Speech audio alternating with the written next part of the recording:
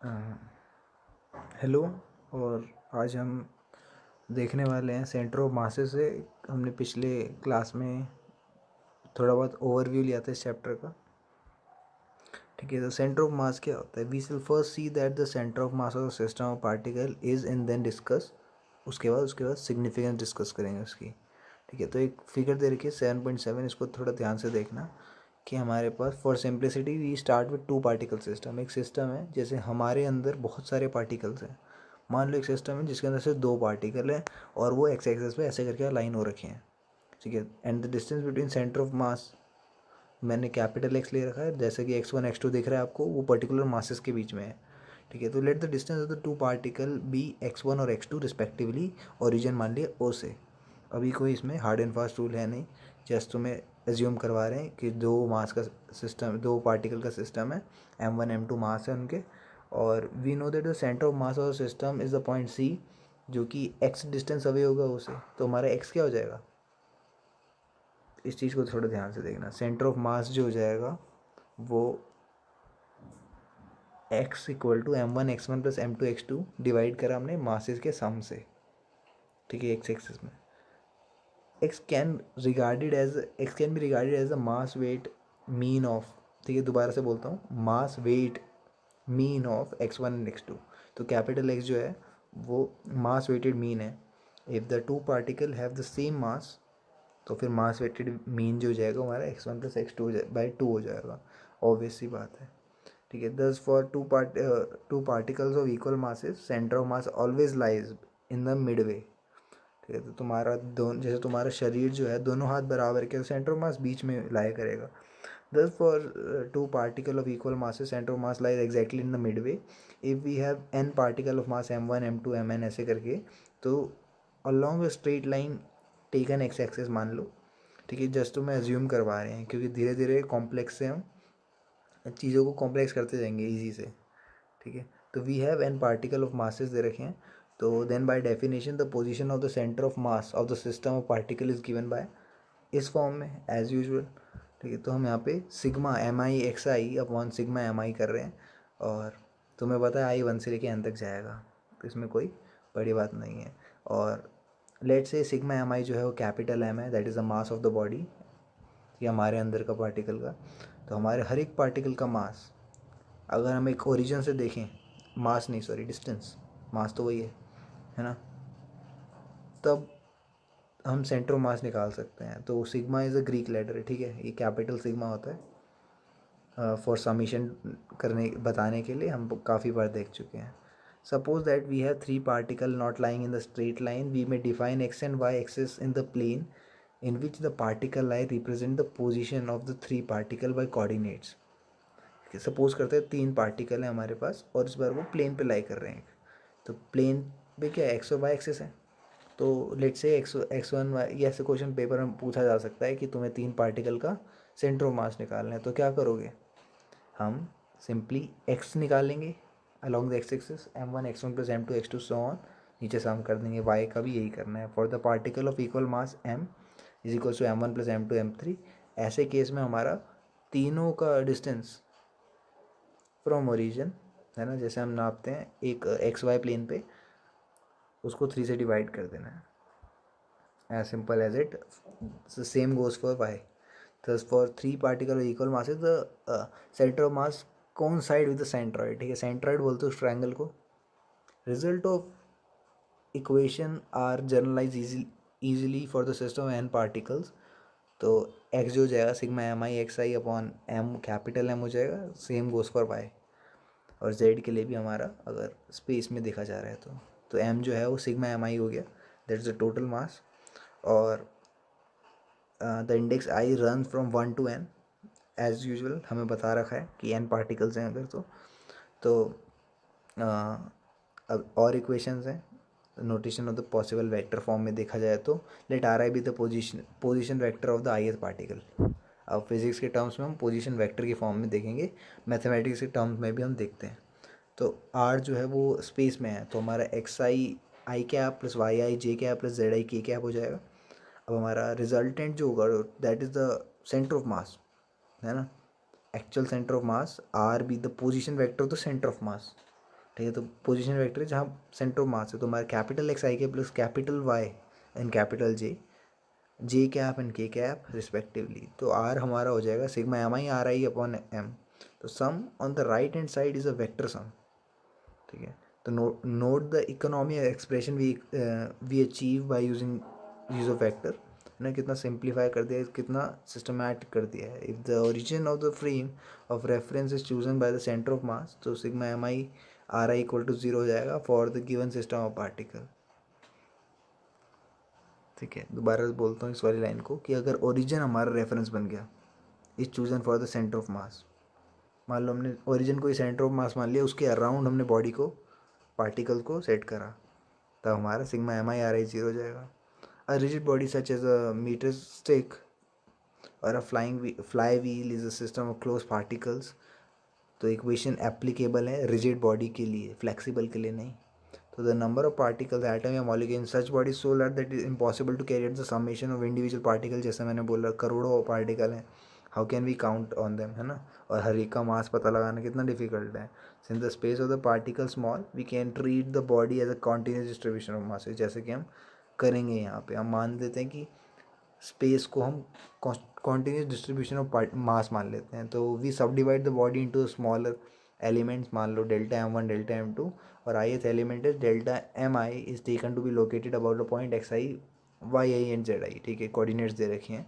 तो हमारे capital X जो जाओ summation of delta M I X I है ना, हमने ग्रुप ऑफ पार्टिकल को एक लेके चले हैं। तो वी में we are making N bigger and each delta M I smaller and smaller, है ना। एन को बिगर बना रहे हैं यानी नंबर ऑफ पार्टिकल ज़्यादा ले रहे हैं, और डेल्टा एम आई को यानी डिफरेंस बिटवीन पार्टिकल जो होगा वो मास इसका कम होगा, ज़्यादा वेरिएशन नहीं आ रहा, तभी तो कॉन्टीन्यूस है। तो in this case we denote the sum of I over integral sigma delta M I को हम इसको इंटीग्रेशन ऑफ डी एम कह सकते हैं, that is the capital M. So हम इंटीग्रेट कर रहे हैं of M number of particles को। ठीक है, same goes to X Y and Z accordingly. अगर हम ऊपर का देखें तो पार्ट, क्योंकि न्यूमरेटर में ऐसा हो रहा है, डिनोमिनेटर तो हमें पता है कि कैपिटल एम होने वाला है। तो here M is the total mass of the body और coordinate of the centre of mass R now X is equals to 1/m integration x dm, same goes to y and z also. Now r is 1/m integration of r dm, there r is what, the vector expression. ठीक है, तो if we choose a centre of mass as origin, तो हमारा capital R जो होगा वो 0 होगा, यानी 0 आई कैप 0 जे कैप, है ना। That is integration R D M is equals to 0, या फिर ये सारे के सारे एक्स वाई जेड जो हैं इनका इंटीग्रेशन 0 होगा। Often we have to calculate the centre of mass of homogeneous body. Homogeneous पता है, जिसमें पार्टिकल जो हैं एक टाइप के रहते हैं और वो रेगुलर शेप, जैसे रिंग, डिस्क, स्क्वायर, रोड, है ना। By homogeneous body we mean the a body with uniform distribution of masses. तो by using symmetry consideration we can easily show that the centre of masses of this body lie at the geometrical centre, है ना। तो geometry जिस हिसाब से बनाई गई है उसके, जैसे हम एक नोटबुक रखते हैं तो हमें पता है सेंटर में कहीं ना कहीं होगा, जहाँ से नोटबुक घुमाते हैं कुछ बच्चे, है ना। Determine the centre of mass of a thin rod, ये फिगर दिखाई थी। मान लेते हैं कि ये थिन रॉड है जिसकी width and breadth in case of cross section rod rectangular rod है, और radius is much smaller than its length. ठीक है, तो मतलब बहुत एक स्टिक जैसी है। Taking the origin to be the geometrical centre of the rod, the X axis to be the along the length of the rod. ठीक है, हम विजुलाइज कर रहे हैं कि हम सेंटर जो है वो ओरिजिन उसका क्या है, ज्योमेट्रिकल सेंटर है। For every element dm of the rod at x, there is an element of the same mass dm located at x minus x, है ना। तो यानी राइट एंड लेफ्ट जा रहे हैं, अगर ओरिजिन सेंटर है तो राइट साइड में हमारा पॉजिटिव होगा, लेफ्ट साइड में डिस्टेंस हमारा नेगेटिव होगा। The net contribution of every such particle to the integration integral and hence the integral is integration X D M itself is 0। ठीक है, तो point for which the integration itself is 0 is centre of mass. Thus the centre of mass of homogeneous thin rod coincide with the geometrical centre, है ना। बहुत से geometrical centre और centre of मास कंसाइड करते हैं, ये बात का ध्यान रखना। हमेशा नहीं, ज्योमेट्रिकल फिगर में अक्सर देखा जाता है। This can be understood on the basis of reflection system symmetry, है ना। The same symmetry argument with apply to the homogeneous ring, disc, sphere और इवन थिक रॉड, ठीक है, और सर्कुलर रेक्टेंगल, ठीक है, rectangular cross section. For all such body you will realize that for every element dm at point x y z on case one can always take an element of the same mass at point minus पे भी, है ना। तो अगर origin centre रखेंगे तो negatively जाएगा। तो another word, origin at A at a point of reflection symmetry for these bodies. As a result, the integrals all are zero. This means that for the above bodies the center of mass जो है वो coincide करेगा geometrical center से। For example ये example देख लेते 7.1, पहला एग्जाम्पल हमारे चैप्टर का। तो for the centre of mass of 3 particle दे रखे हैं, ठीक है। ट्राइंगल के तो सेंट्रॉइड याद है, तो मैं भी ऊपर बताया था। तो मास दे रखे हैं उन सबके, और मास डिफरेंट है तो सेंट्रॉइड तो होगा नहीं, है ना। Each side of the triangle is 0.5 metre long. चलो सही है। क्या करेंगे, हमारे पास X Y axis is choose in the figure में ही दे रखा है। The coordinate of point O A and B forming equilateral triangle respect to 0,0, है ना। इक्विलेटरल ट्राइंगल है क्योंकि सब में 0.5 मीटर लेंथ है ना। एक्स वाई एक्सिस दे रखा है फिगर में, फिगर थोड़ा दिमाग में रखना। अब हमारे पास इक्विलेटरल ट्राइंगल है जिसमें रिस्पेक्टिवली हमें सारे पॉइंट्स दे रखे हैं, मासेस भी दे रखे हैं। तो हम कैपिटल एक्स निकाल देंगे, वैल्यूज़ को ही तो डालना है ना। और 0.5 हमने रखा उसको। फाइनली हमारे पास कोऑर्डिनेट आ गए, एक्स के भी वाई के भी। तो centre of mass is shown in the figure, ठीक है। अब दोनों के कोऑर्डिनेट आ गए तो आप पॉइंट फिगर में पॉइंट आउट कर सकते हो। ठीक, ट्रायंगुलर लेमिना क्या होता है? Find the centre of mass of a triangular lamina. ये ट्रायंगल लेमिना जो है ये LMN है फिलहाल। ये जो ट्रायंगल दिख रहा है आपको एक पार्टिकल, ठीक है, may be sub divide into narrow stripe each part parallel to the base MN, ठीक है। मान लेते हैं उसको ऐसे करके डिवाइड कर दिया। It's on you by symmetry. Each stripe has centre of mass at its mid point, है ना। हर किसी का मिड पॉइंट पे होगा। Alright, so similarly we can, हम ऐसे करके पूरे सबका कर सकते हैं। और the centre of mass of the triangle and a wall therefore has a lie on median LP। तो मीडियन जो है LP यहाँ पे सेंटर ऑफ मास लाई कर रहा है। Similarly we can argue that it lie on the median MQ MR, ठीक है। Same for NR also, MQ also. This means the centre of mass lies on the point of concurrency of median, ठीक है। Median जहाँ पे मिल रहे हैं आपस में, there is the centroid G of a triangle, ठीक है। Find the centre of mass of a uniform L shaped lamina. Lamina एक थिन फ्लैट प्लेट होती है, ठीक है। वहाँ पे ट्रायंगुलर थी, यहाँ पे L शेप्ड है। तो हमें बताना है इसका सेंटर ऑफ मास। तो हमने क्या करा, बड़ा अच्छा टेक्निक यूज़ करी। Choose X and Y as axes, जैसे कि हम मानते हैं L शेप लेमिना दे रखा है। We can think of L shape consist of 3 squares, है ना। Each of length 1 metre, the mass of each square is 1 kg। ये सब हम एज्यूम कर रहे हैं क्योंकि एज क्वेश्चन में कुछ नहीं दे रखा। तो centre of mass C1 C2 C3 है इंडिविजुअली स्क्वायर्स के by symmetry. The geometrical centre have coordinate half half, 3/2 1/2 1/2 3/2, ठीक है। ये तो देख के पता चल रहा है ना। कैसे आया ये तो कॉमन सेंस है, नहीं पता तो देख लो। चलो देखो, ये टोटल 1 है ना, तो 1 का हाफ कर देंगे तो हाफ आ गया। आगे वाले में क्या करेंगे, हाफ में 1 जोड़ते हैं तो 3/2 आता है। अब समझ गए। तो एक्स वाई का ऐसे ही निकाल देंगे हम, जिसमें मासेस की कोई दिक्कत नहीं है। जस्ट हमें, क्योंकि मास तो अल्टीमेटली कैंसिल आउट हो जाएगा ऊपर नीचे से, हमें एक्स और वाई कोऑर्डिनेट दिख गए। तो the centre of mass of L shape lie on OD। We could have guess this without calculation. Can you tell how? Why? Suppose the three square that make L shaped lamina had different masses. How will they determine the center of mass of lamina? ठीक है, तब कैसे दिखाएंगे? तब तो हमारा यही तरीका काम आएगा जिसमें हमारे पास मासेस भी यूज़ करा जाता है। तो motion of centre of masses को भी देख लेते हैं, ठीक है। Equipped with the definition of centre of masses, we are now in a position to the discuss physical importance of system of N particle. MR is equal to sigma MI RI, ठीक है। और सबका summation कर दिया, multiplication का सम कर दिया। N particle का सिस्टम है तो differentiating the two side of the equation with respect to time we get M dr/dt equal to M1 dr1 and so goes on, ठीक है। तो dr/dt को मैंने v ले लिया, where v1 is dr1/dt is the velocity of first particle. इस बार particle move हो रहे हैं, ठीक है। तो वेलोसिटी तो कंसीडरेशन में आया नहीं थी, तो v जो हो गया कैपिटल dr/dt हो गया, सेंटर ऑफ मास की वेलोसिटी भी आ गई। तो differentiating with respect to time we obtain, time के रिस्पेक्ट में डिफरेंशिएट किया तो एक्सेलरेशन भी आ गई।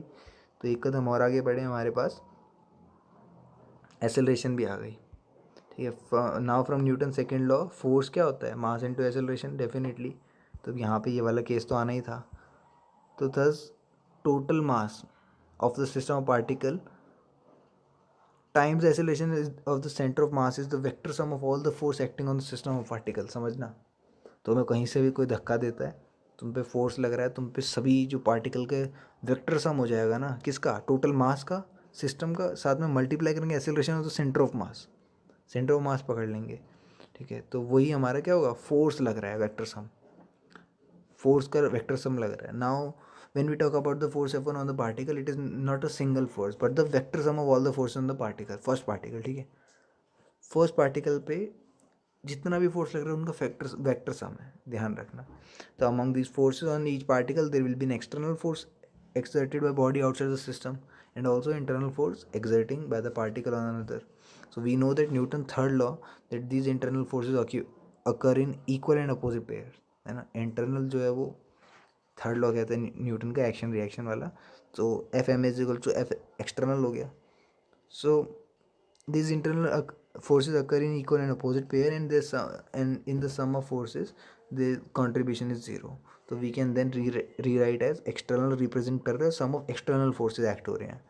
ठीक है, ठीक है। तो m is equal to F external क्या स्टेट करते हैं कि centre of mass of the system of particle move as if all the mass of the system were concentrated at the centre of mass and all the external forces were applied at that point. ठीक है, जैसे कि हम मान के चलते हैं एक बॉडी नहीं है, एक उसका एक इंडिविजुअल सेंटर ऑफ मास है, उसी को फोर्स एक्सर्ट करा जा रहा है। Notice, to determine the motion of the centre of mass no knowledge of internal forces on the system of particles required. तो अंदर क्या हो रहा है उससे कोई मैटर नहीं करता। For the purpose we need only external force.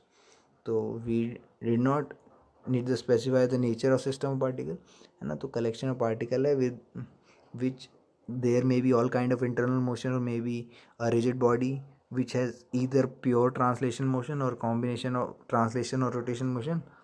Whether is a system and the motion of individual particle center of mass move करता है उसके according. Increase of instead of treating extended bodies as single particle, we have done it earlier chapter में भी देख रखा है। तो हम obtain कर सकते हैं translation component of their motion। ठीक है, ये भी हम आगे देखने वाले हैं। ठीक है, कि कंसनट्रेट हो रखा है एक जगह पे सेंटर ऑफ मास उसका। This is the procedure that we follow earlier in analysis of force. ठीक है, जब हमने अगेन यहाँ पे क्या आ गया, प्रोजेक्टाइल आ गया। We now realise that earlier studies we assume without saying so the rotation motion और the internal motion of particle और ईदर एब्सेंट या फिर नेग्लिजिबल थे, तो हमने उसको यूज़ ही नहीं करा।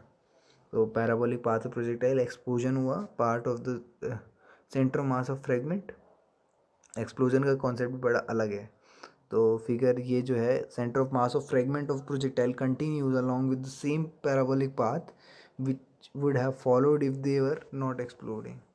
ठीक है, तो सेंटर ऑफ मास जो है वो हमारा सेम पाथ पे गया even if the object is fragments are already down. तो the centre of mass of the fragment of projectile continue along the same path. ये बड़ी अच्छी इलस्ट्रेशन है। Projectile following the usual parabolic trajectory explode into fragment midway in the force leading to the explosion are internal forces. ठीक है, क्योंकि अंदर internally हो रहा है काम, है ना, मगर एक्सटर्नली तो बाहर प्रोजेक्टाइल पे धक्का दिया गया है। So the total external force namely the force of gravity acting on the body is same before after explosion. तो centre of mass under the influence of the external force continue रहेगा therefore along the same parabolic trajectory as it would have fallen in no explosion। ये इसका conceptual भी आ सकता है, बड़ा अच्छा question लगा मेरे को ये। ठीक है, linear momentum of particle of system देखें क्या, चलो बाद में देखते हैं। ठीक है, मन तो कर रहा है मैं अभी देखूँ। P is equals to M V होता है। Linear momentum of particle is defined as P equal to M V. F equal to D P by D T second law कहता है ना। ये सब हम पढ़ चुके हैं, बस यहाँ पे वेक्टर फॉर्म ला रखे हैं और यहाँ सिस्टम ऑफ पार्टिकल की बात हो रही है। ठीक है, P equal to M V जो sum of internal momentum of individual particle कर दिया हमने। ठीक है, तो V जो है बोल रहे हैं कि the total momentum of the system of particle is equal to the product of total masses of the system and the velocity of its centre of mass. क्या बोला, मास और वेलोसिटी दोनों का सम कर देना है, मल्टीप्लिकेशन कर देना है।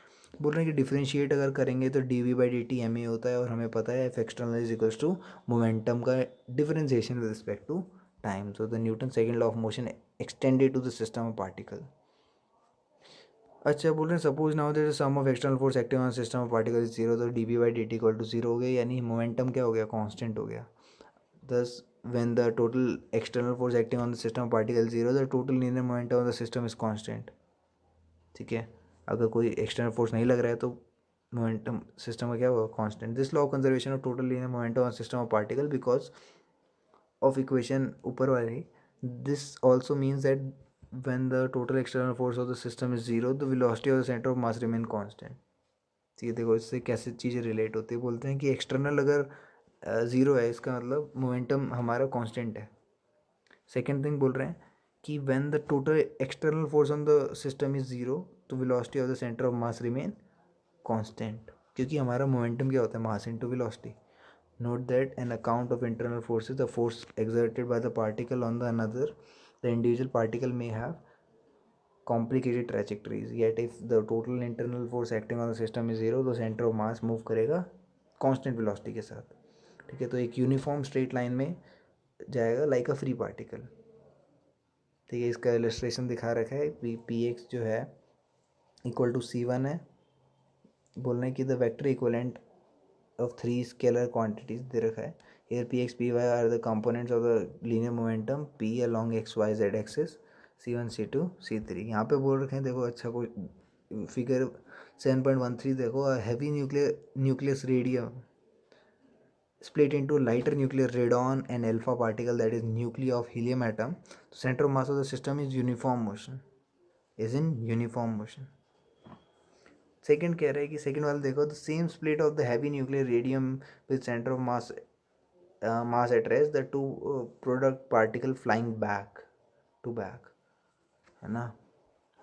रेडॉन तो वहीं रहा, रेडियम तो वहीं रहा, है ना. As example let us consider radioactive decay of moving unstable particle. जैसे रेडियम की बात हो रही है उसी का दृश्य यहाँ पे दिखा रखा है.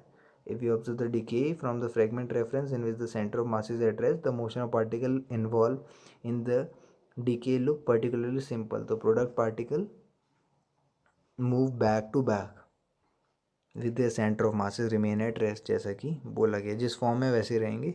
ट्राइजेक्ट्री ऑफ टू स्टार, यहाँ स्टार की बात हो रही है. S1 S2 forming a binary system with the center of mass in a uniform motion.